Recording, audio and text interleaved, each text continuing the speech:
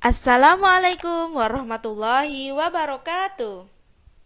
Halo anak-anak, selamat berjumpa kembali dengan Bu Ika di sini pada pelajaran tematik kelas 6, tema 1, selamatkan makhluk hidup, subtema 3, ayo selamatkan hewan dan tumbuhan, pembelajaran ke-1.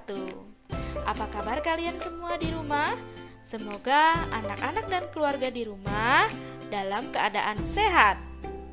Sebelum memulai pelajaran, sebaiknya kita berdoa terlebih dahulu supaya belajar kita berjalan dengan lancar dan mendapatkan ilmu yang bermanfaat.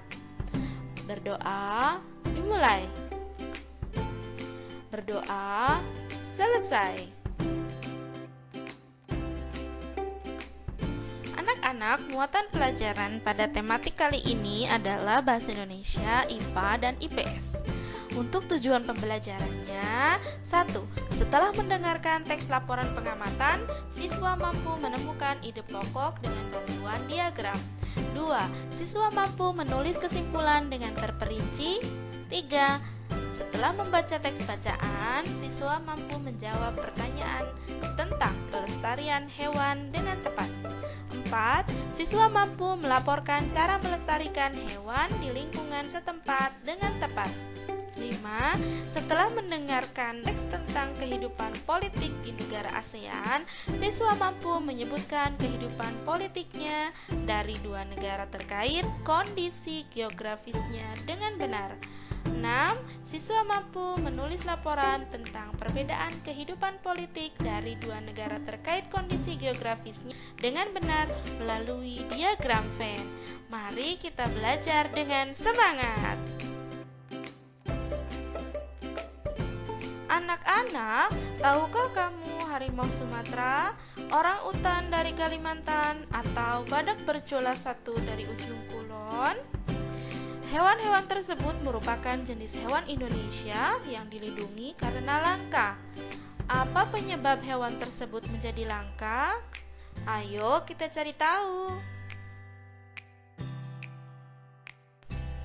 Anak-anak, marilah kita perhatikan dua gambar di samping.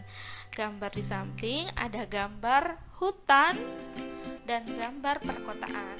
Nah, jika hutan ini semuanya dijadikan perkotaan, maka akan timbul beberapa masalah. Nah, 1. Apa yang terjadi dengan hutan apabila dijadikan perkotaan? 2. Bagaimana nasib-nasib hewan yang ada di dalam hutan? 3. Bagaimana hewan-hewan tersebut akan tinggal jika hutan telah musnah? 4. Bagaimana pengaruhnya terhadap kehidupan manusia jika seluruh pohon dan semua hutan di bumi ini habis? Mari kita diskusikan. Nah, hutan ini adalah berfungsi sebagai resapan air.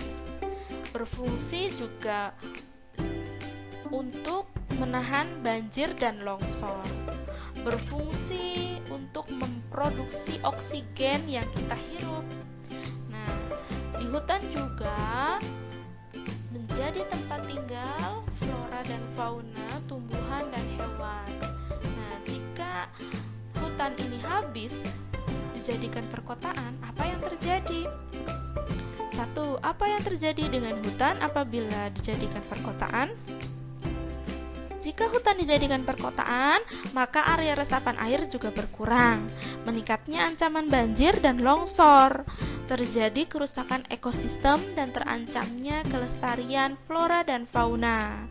Kemudian bagaimana dengan nasib hewan-hewan yang hidup di dalam hutan? Hewan-hewan yang ada di hutan terancam punah karena hilangnya habitat mereka, tempat tinggal mereka.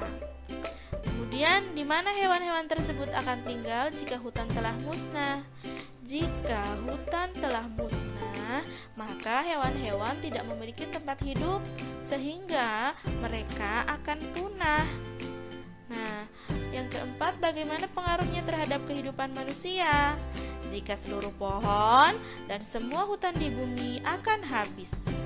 Hutan selain berperan dalam daur air, juga berperan di ekosistem, menyediakan oksigen bagi makhluk hidup lainnya.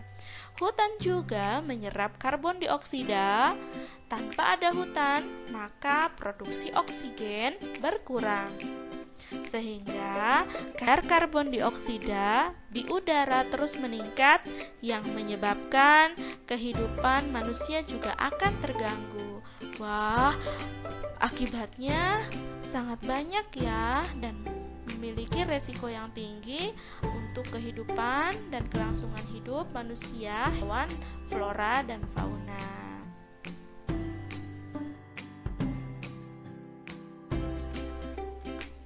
Bertambahnya jumlah penduduk dunia dan semakin meningkatnya kepentingan manusia menyebabkan hutan di dunia semakin terancam kelestariannya.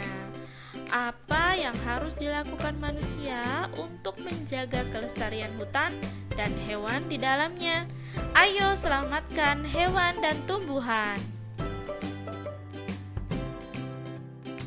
Ada berbagai cara yang dapat dilakukan untuk melestarikan hewan dan tumbuhan. Indonesia sudah memulainya. Indonesia merupakan negara kepulauan yang kaya akan beragam jenis hewan dan tumbuhan. Setiap pulau di Indonesia memiliki hewan yang unik dan menjadi ciri khas pulau tersebut. Komodo di Kepulauan Nusa Tenggara Timur merupakan salah satu contoh hewan langka yang dilindungi oleh dunia internasional. Kalian bisa lihat di sini ada gambar komodo yang berada di Kepulauan Nusa Tenggara Timur, Indonesia. Komodo secara resmi diakui sebagai salah satu dari 7 keajaiban dunia. Pulau ini menjadi sebuah taman nasional yang dikagumi oleh masyarakat dunia.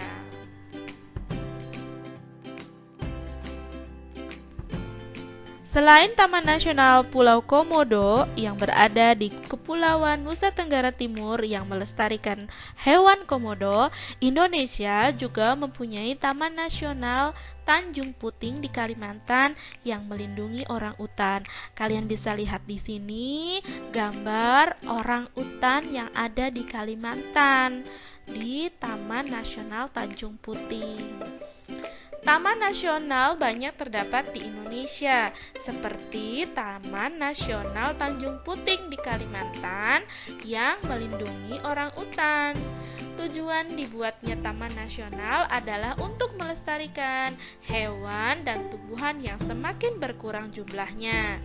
Bertambahnya jumlah penduduk menjadi penyebab utama berkurangnya hutan tempat hidup hewan-hewan tersebut. Pembangunan gedung dan perumahan menjadi penyebab penyingkirnya hewan tersebut dari habitat aslinya. Perburuan liar mengakibatkan hewan tersebut berada di ambang kemusnahan. Nah, mengapa hewan-hewan tersebut perlu dilestarikan? Apa manfaatnya bagi kelangsungan hidup rakyat Indonesia? Hewan-hewan langka dan terancam perlu dilestarikan karena penting untuk keseimbangan ekosistem. Hewan merupakan sumber makanan bagi manusia. Punahnya hewan juga akan mengganggu kelangsungan hidup manusia. Marilah kita merawat dan melestarikan hewan dan tumbuhan yang ada di lingkungan kita.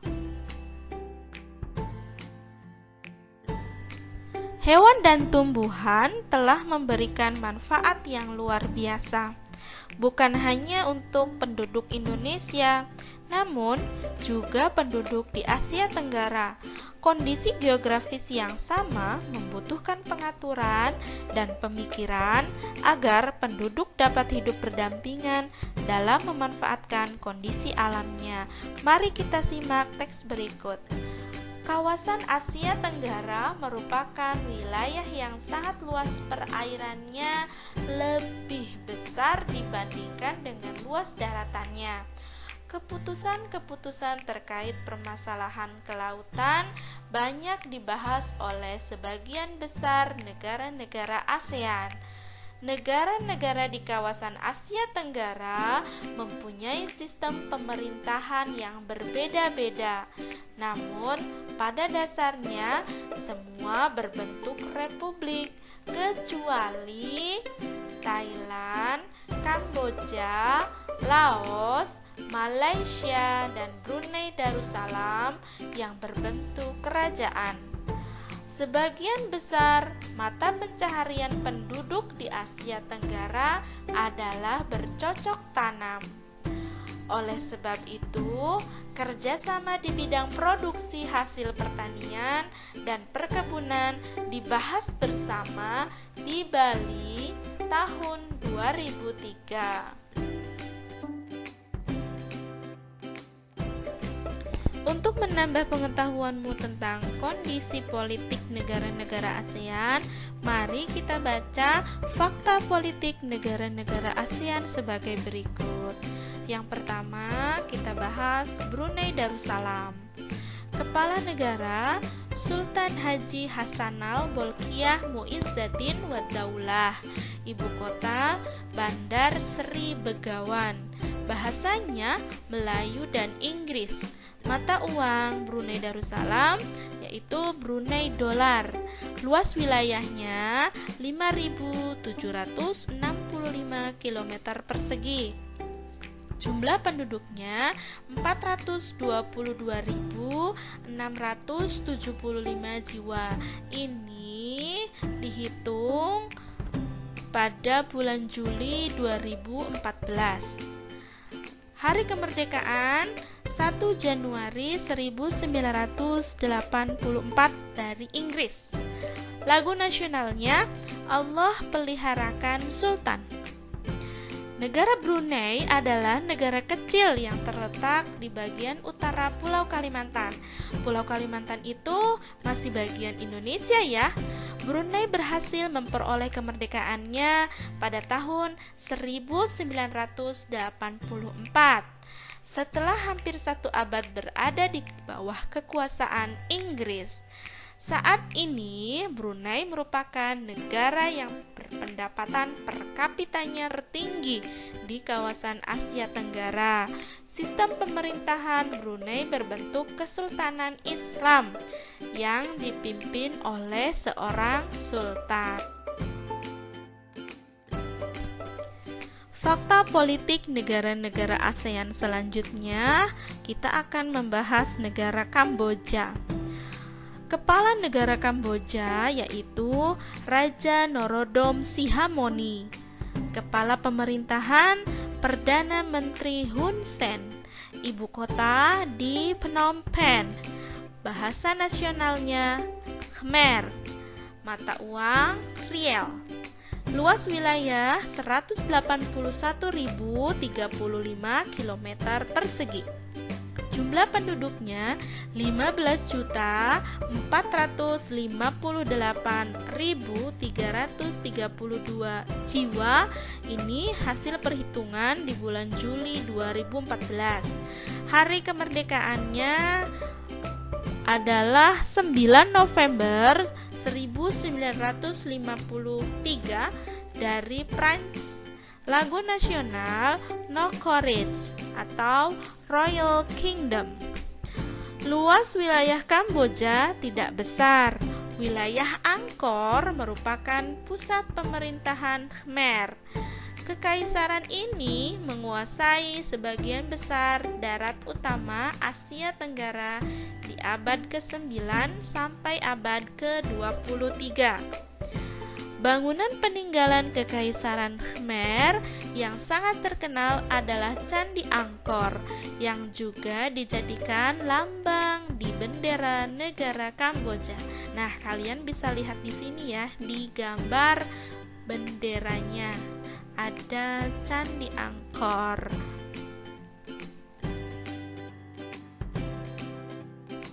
Negara selanjutnya yaitu Indonesia.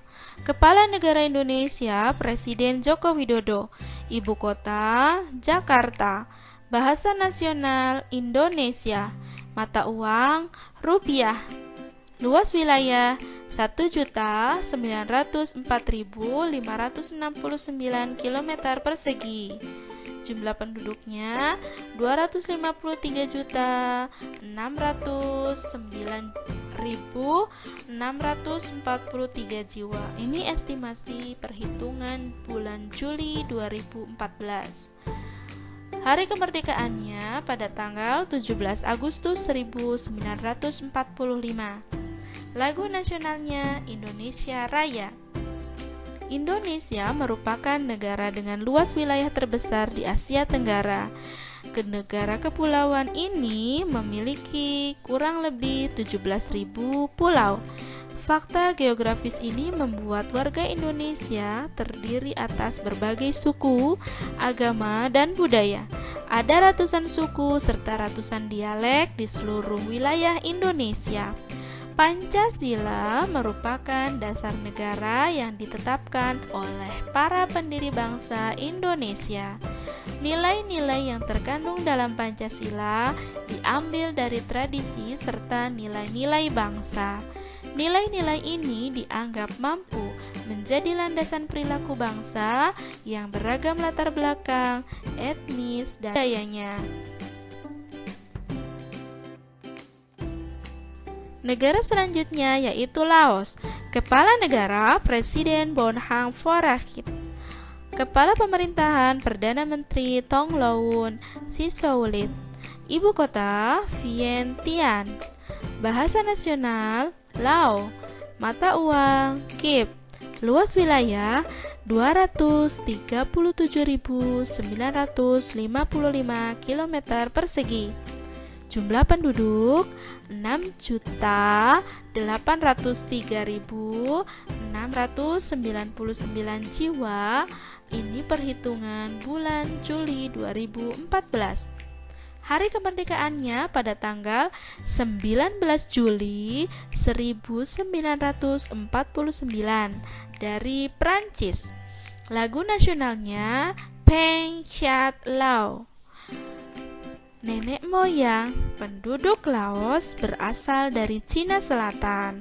Pada tahun 1353, penduduk Laos dipimpin oleh Pha Ngon yang menyebut wilayah yang dipimpinnya sebagai Kerajaan Sejuta Gajah.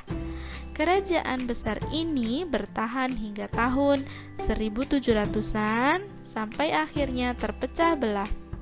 Sekitar tahun 1800, sebagian besar Laos dikuasai oleh Siam.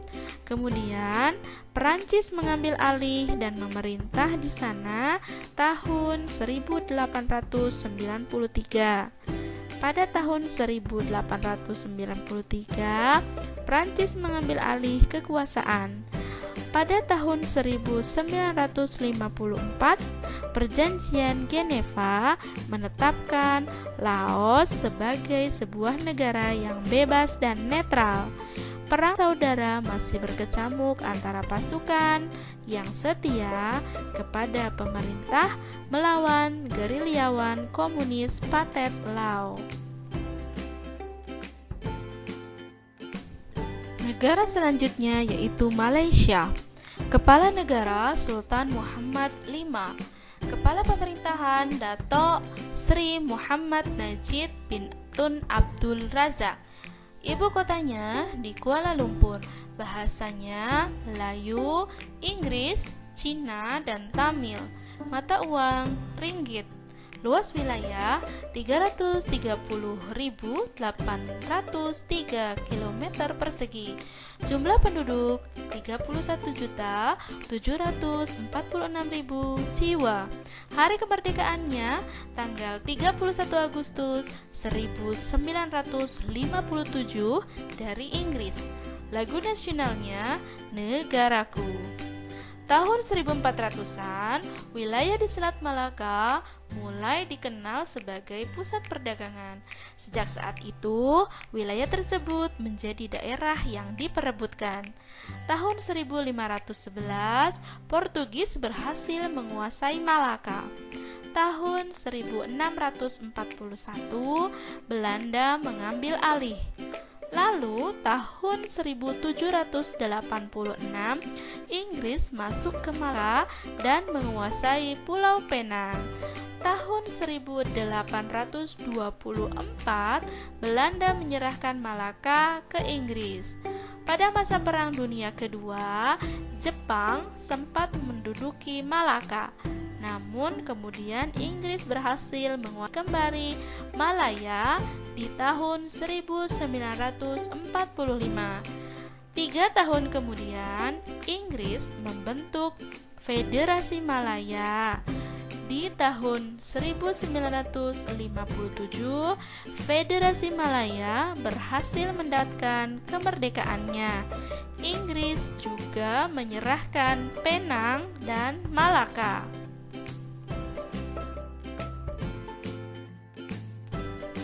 Negara selanjutnya yaitu Myanmar.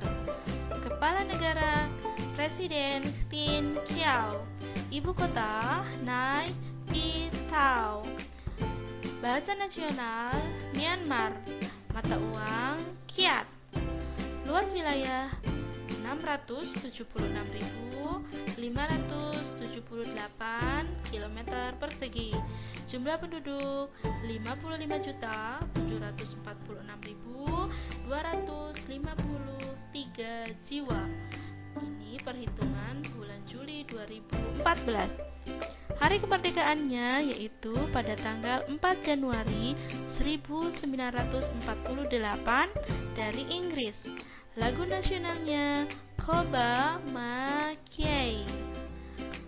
Tahun 1948, Myanmar menjadi negara merdeka yang menganut sistem demokrasi parlementer. Perdana Menteri pertama bernama UNU. Tahun 1958, pihak militer yang dipimpin oleh Jenderal U Ne Win menjatuhkan UNU. Mereka mengambil alih kekuasaan negara. Sejak saat itu, Myanmar menganut sistem satu partai politik dan meninggalkan sistem demokrasi parlementer. Negara selanjutnya adalah Filipina. Kepala negara Presiden Rodrigo Roa Duterte. Ibu kota di Manila. Bahasa Filipino, Tagalog, Inggris, Spanyol. Mata uang peso. Luas wilayah 343.448 km persegi. Jumlah penduduknya 107.668.231 jiwa.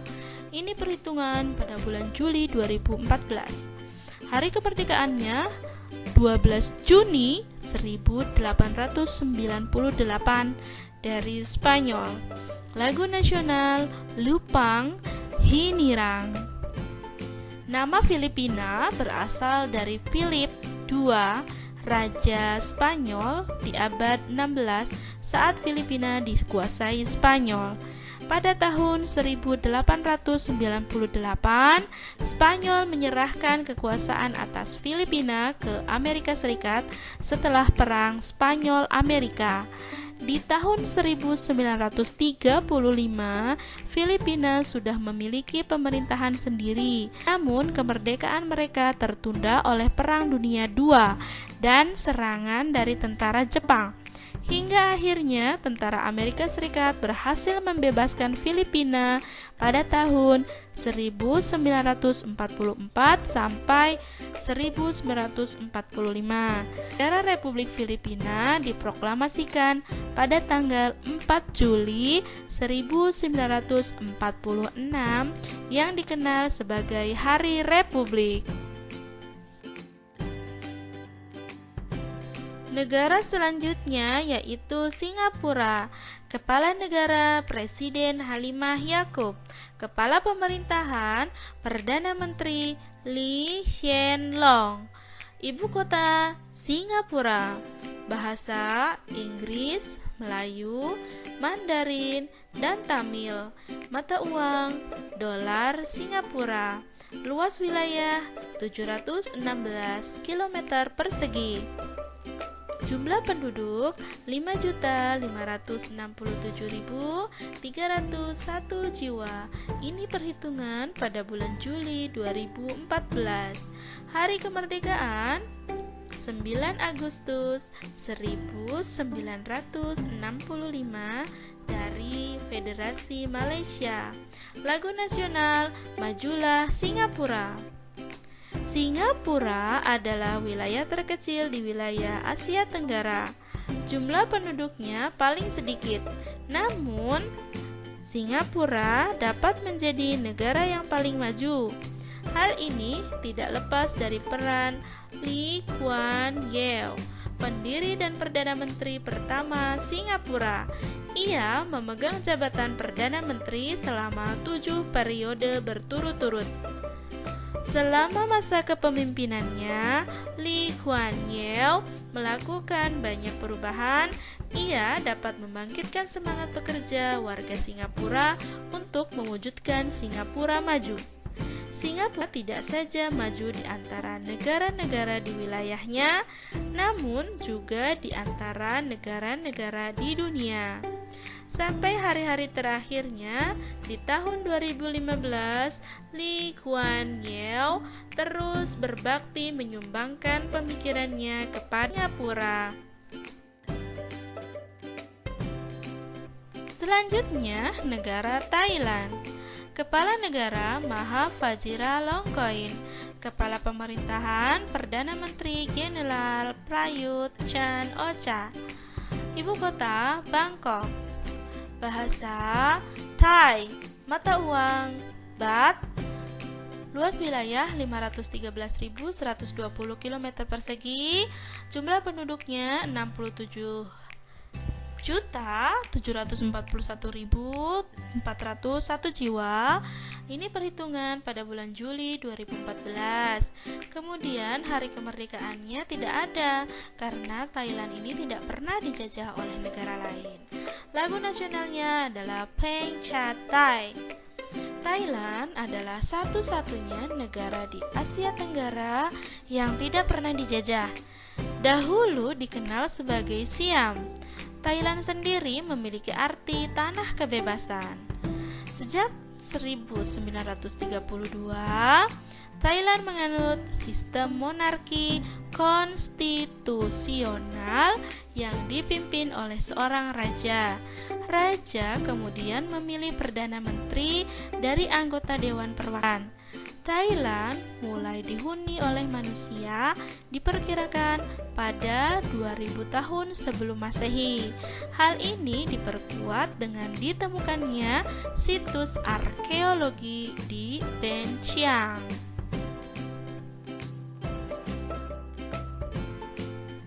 Negara selanjutnya yaitu Vietnam. Kepala negara Presiden Tran Dai Quang. Kepala Pemerintahan Perdana Menteri Nguyen Yuan. Ibu kota Hanoi. Bahasa nasional Vietnam. Mata uang Dong. Luas wilayah 331.210 km persegi. Jumlah penduduk 93.421.835 jiwa. Ini perhitungan bulan Juli 2014. Hari kemerdekaannya 2 September 1945 dari Prancis. Lagu nasional Tien Quan Cha. Vietnam merupakan sebuah negara sosialis yang dipimpin oleh Partai Komunis Vietnam.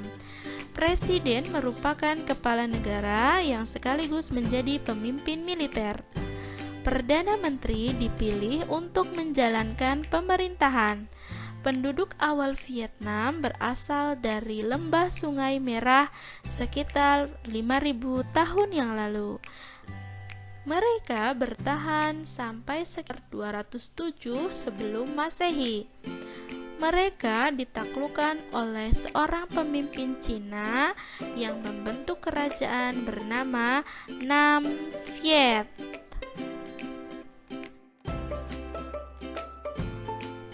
Anak-anak, setelah kalian membahas tentang fakta-fakta politik negara-negara di ASEAN, di sini disajikan contoh diagram Venn fakta politik negara ASEAN.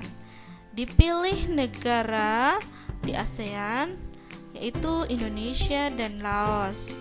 Nah, persamaan antara Indonesia dan Laos terletak pada kepala negaranya, yaitu presiden.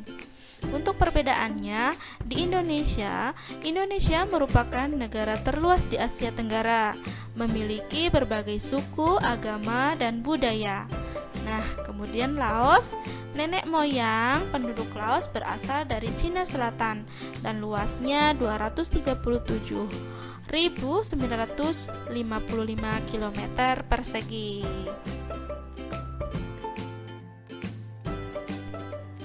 Nah, anak-anak, tugas kalian yaitu membuat diagram Venn fakta politik negara-negara ASEAN. Nah, seperti yang dicontohkan tadi antara negara Indonesia dan negara Laos. Nah, kalian bisa memilih dua negara lain yang mempunyai perbedaan dan persamaan. Kemudian kalian tulis dalam diagram Venn ini, dituliskan di dalam buku tugas. Baiklah anak-anak, kita cukupkan dulu pelajaran kali ini yang cukup panjang. Terima kasih, selamat belajar dan tetap semangat. Selalu jaga kesehatan. Mari menerapkan perlindungan individu di masa pandemi dengan 5M. Memakai masker, cuci tangan, menjaga jarak, mengurangi mobilitas, dan menjaga daya tahan tubuh. Akhir kata, wassalamualaikum warahmatullahi wabarakatuh.